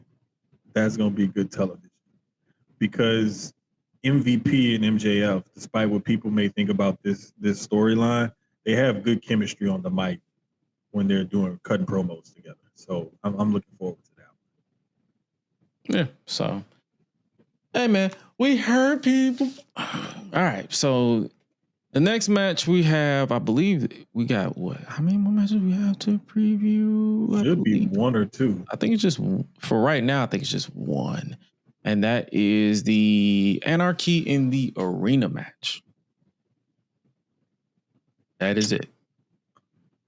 It's Damn, that's the only graphic they got for it? Yep. Come on, AEW. God dang, man. Team, I guess you could say Team Death Riders versus Team Ops. I got Team Death Riders. They need a win, and they need something solid because they lost the trios. Mox is still holding on to the world title until All In. They need something to help them like further along this storyline and make them seem more formidable. And the whole introduction of Gabe Kidd into their little camaraderie or whatever you want to call it is interesting to say the least. So I think that he will help them get this win and kind of like prove his worth or, you know, whatever to He might him. be in it. He's supposed to be in it from what I heard. So I'm just hoping that we get a decent Anarchy in the Arena match because, to be honest with you, sometimes these matches get kind of hokey in some spots. Like they have spots where it's like, oh, this is cool. And then they have some spots where it's like, okay, what are we doing? So like the whole kitchen thing one time with the Bucks and I think FTR or somebody, like I was like, what the hell is this? Like, come on, guys. Like we can do better television than this. And then the whole thing like that was at the stadium where they were on opposing 30-yard lines and then ran. Oh, Stadium Stampede. Like what the come on, man. Like, do we have to be this damn corny? Can we just have a good old fashioned like a big ass brawl and a fight and everything? Like smashing each other with stuff or putting each other through stuff and things like that. Like, why we gotta do all this corny stuff? Like, but I just hope we get an entertaining match. That's all I can ask for with Anarchy in the Arena match. Who song you think playing? I vote. I still vote for Willow. Ooh. I would love to hear Willow's song play. Just loop it. See, like yes, see Nick, bro. see the Bucks don't have to worry about paying fines because it's an original AEW song, so you don't have to pay $1 million for them to play the Final Countdown. Bruh, I would love to hear Willow's song because like it's so happy and upbeat, and every time you hear it, you're like da-da, da-da-da. Like it makes you want to dance or clap or something, bro. Like you can't help but hear that song and be happy. But then you seeing somebody get like body slammed on thumbtacks or, you know, hit with a barbed wire baseball bat or cracked over the head with a chair put through a table. Like imagine hearing that. You hear wham. Willow should attack everybody on beat. Oh, bruh.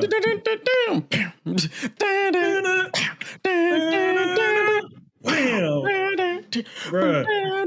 And have that. She needs to come out with like jeans and a tank top, tape fist, weapon. I need Willow to go full New Jack when she come out and her music plays. That would be dope. Man. That would be dope. Overall, double or nothing. Saturday night's main event. If you watch NXT Battleground as well, should be a fun weekend for wrestling for you. And honestly, ladies and gentlemen, that is our show. Hopefully, you guys enjoyed another installment of the Gresham Leagues podcast. We will be back next week. I believe this Thursday will be another installment of the Public Enemies podcast. You'll catch me over there where we will talk about everything that we didn't get to on here. You can check there. And I believe, I could be wrong, I believe there is some post shows planned for this weekend because it's Memorial Day weekend. So the guys got you covered for any post shows going on. What you got coming up for the Susio side? Susio Sports tomorrow night, 8:30. We're gonna get into it. Got a few things to talk about as far as the world of sports is concerned and how NFL owners or teams are trying to ban the tush push and whatnot. as far as competition is concerned. Also want to address some other things that I just feel near and dear to my heart about that whole situation with the ACW fallout. So I may open the show with my rant tomorrow just to get it off my chest, because I just feel like it's enough of all of this tomfoolery in the wrestling business, and it really bothers me when it's us doing it to us. So I got thoughts. Yeah.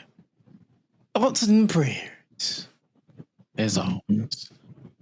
Yeah, but other than that, hopefully you guys enjoyed what we bring to you guys every single week, and we will be right back here next week. Hopefully you guys stay safe out here. If you are in New Orleans and you see a ex-con run by you, mind your business. Don't get killed, okay? Hey, there's only 3 of them left, and one of them's named Jermaine. Yeah, so if it's not this Jermaine, it's another one. No. So we're good. He's in Houston. He's good. He's from New Orleans, but he's in Houston. We're good. But however, also hopefully you guys just find your balance, find your happy place, no matter the place and time. But with that being said, you guys stay safe out here in the streets. And remember to always eat, really eat. Eat your protein. Eat, sleep, flex, and repeat. We out. Y'all be crazy.